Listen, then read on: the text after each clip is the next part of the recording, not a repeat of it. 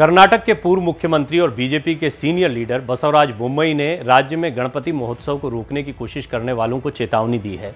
उन्होंने कहा कि अगर किसी ने भी हिंदू भावनाओं को आहत किया तो वो चुप नहीं रहेंगे।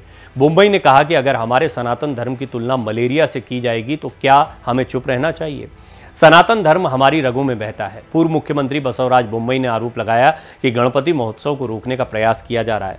बोम्मई के कार्यालय की ओर से जारी एक बयान में उनके हवाले से कहा गया, हम उस सनातन धर्म से ताल्लुक रखते हैं जो इस दुनिया में मानव जाति के कल्याण का प्रसार करता है। पाकिस्तान या अफगानिस्तान के विपरीत यहाँ सभी धर्मों के लोग रहते हैं। बोम्मई ने कहा कि यहाँ सभी स्वीकार्य हैं। ये सनातन धर्म की खूबसूरती है और कुछ लोग इसे डेंगू और मलेरिया बताते हैं। क्या उनमें इतनी हिम्मत है कि वो दूसरे धर्मों की तुलना इन बीमारियों से कर पाएं? अगर वो ऐसा करेंगे तो क्या होगा? मैं आपको बता दूं कि उदयनिधि स्टालिन ने एक बयान दिया था, उसमें उन्होंने सनातन धर्म की तुलना मलेरिया और डेंगू जैसी बीमारियों से की थी। उन्होंने कहा था इन बीमारियों से लड़ा नहीं जाता, इनको ख़त्म किया जाता है। तो सनातन धर्म को ख़त्म करने की बात कह रहे थे। इंडिया अलायंस में इसके बाद में दो फाड़ देखने को मिला। ये कांग्रेस जैसे दलों के लिए भी बहुत परेशानी का सबब बन गया था ये बयान।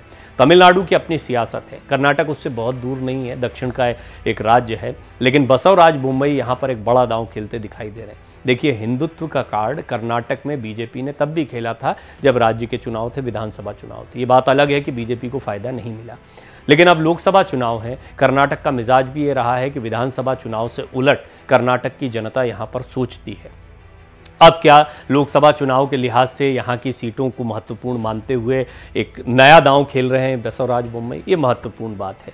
खैर, आने वाले दिनों में ये पता लगेगा, लेकिन उन्होंने गणेश उत्सव के साथ साथ में उदयनिधि स्टालिन पर भी करारा प्रहार किया है। उन्होंने दावा किया कि जब बीजेपी राज्य की सत्ता में थी तो कोई दुश्मन ताकत ऐसी नहीं थी जो अपना सिर उठा सके। कर्नाटक की सियासत इसलिए महत्वपूर्ण है क्योंकि कर्नाटक में अभी हाल ही में बीजेपी को तगड़ा झटका लगा है। बीजेपी इस बात को जानती है कि कर्नाटक की इस जीत को भुनाने की कोशिश कांग्रेस आगामी लोकसभा चुनाव में भी करेगी। आपने देखा, कांग्रेस ने जहां जहां भी अपना चुनाव प्रचार किया है वहां पर हिमाचल प्रदेश और साथ साथ में कर्नाटक की जीत को प्रमुखता से रखा है।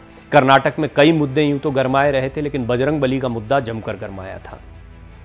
बजरंग बली का ये मुद्दा एक तरीके से बीजेपी की पिच रही है। हिंदुत्व का कोई भी मुद्दा हो, और बजरंग दल पर बैन की बात के साथ में बजरंग बली पर बैन का नैरेटिव जो है वो बीजेपी की तरफ से रखा गया था।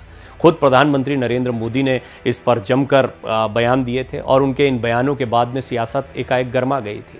हमने ये भी देखा कि कांग्रेस को भी इस मामले में बैकफुट पर आना पड़ा था। अब बसवराज बोम्मई की स्थिति समझने जैसी है। बसवराज बोम्मई बेशक सिटिंग मुख्यमंत्री थे, लेकिन इसके बावजूद उनके चेहरे पर बहुत ज़्यादा चुनाव नहीं लड़ा गया। जैसे अभी हाल में राजस्थान, मध्य प्रदेश, छत्तीसगढ़ में प्रधानमंत्री मोदी के चेहरे को प्रमुखता से रखा गया है, कर्नाटक के चुनाव में भी उनके चेहरे को उतारा गया था।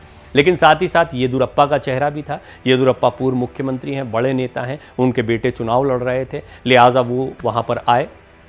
और इसके बाद में ये माना गया कि लिंगायत वोटों को लेकर बीजेपी का यह दांव काम कर जाएगा, क्योंकि लिंगायत समुदाय के बड़े नेता वो माने जाते हैं। इसके साथ ही साथ में हमने ये भी देखा कि वोका लिंगायत की लड़ाई हो या कोई भी मुद्दा हो, कांग्रेस की एक हवा सी चल रही थी। कांग्रेस को ये उम्मीद थी कि वो अच्छा प्रदर्शन करेंगे। पहले ही राहुल गांधी 125 सीटों का दावा कर चुके थे। ये दावा सच भी साबित हुआ। अब बीजेपी लोकसभा चुनाव में कोई रिस्क नहीं लेना चाहती है। लोकसभा चुनाव के लिहाज से देखें तो मध्य प्रदेश और कर्नाटक दोनों ही राज्य किसी भी पार्टी के लिए बहुत अहम होने वाले हैं। खास तौर पर इन राज्यों की इसलिए बात हो रही है, इनमें कर्नाटक को आप ले लीजिए, हिमाचल को ले लीजिए, मध्य प्रदेश को ले लीजिए, राजस्थान को ले लीजिए, गुजरात को ले लीजिए, छत्तीसगढ़ को ले लीजिए। ये वो महत्वपूर्ण राज्य हैं जहां पर दोनों बड़ी पार्टियों की आमने सामने की टक्कर होती है। फिर बाकी अन्य राज्यों की अगर बात की जाए तो यहाँ पर बीजेपी और कांग्रेस दोनों ही सहयोगी दलों के हिसाब से चलती हैं। हाँ, उत्तर प्रदेश में बीजेपी का प्रदर्शन बहुत शानदार रहा है और ये अद्वितीय प्रदर्शन कहा जाता है। किसी एक पार्टी को अगर उत्तर प्रदेश जैसा बड़ा राज्य इतनी सीटें देता है तो फिर उसके बाद में अंदाज़ा लगाया जा सकता है कि वो पार्टी लोकसभा चुनाव में आराम से अपनी जगह बना सकती है। कुल मिलाकर लोकसभा चुनाव के गणित से देखा जाए तो कर्नाटक की सियासत भी बीजेपी और कांग्रेस दोनों के लिए महत्वपूर्ण होने वाली है। पिछली बार के मुकाबले यदि बीजेपी को कम सीटें मिलती हैं तो ये उनके जो बहुमत का आंकड़ा है उस तक पहुंचने में एक बहुत बड़ी बाधा बन सकती है, क्योंकि कुछ राज्य हैं जिन पर फोकस करना होगा। पिछली बार भी 300 का आंकड़ा पार करने के लिए बीजेपी के अगर पूरे गणित को देखा जाए तो यहाँ पर गुजरात, राजस्थान, मध्य प्रदेश, कर्नाटक, छत्तीसगढ़, उत्तर प्रदेश, ये वो महत्वपूर्ण राज्य है जहाँ से बम्पर वोट जो है वो प्रधानमंत्री मोदी के चेहरे पर बीजेपी को मिले थे।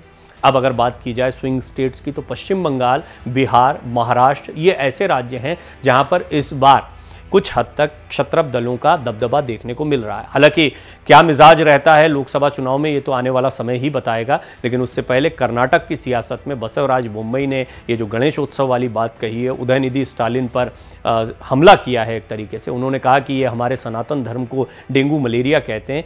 ये इस बात को स्पष्ट तौर पर बताता है कि बीजेपी आने वाले दिनों में इसे एक बड़ा मुद्दा आगामी आम चुनाव में बनाने जा रही है। देखना होगा कर्नाटक के चुनाव में इसका कितना फायदा मिलता है।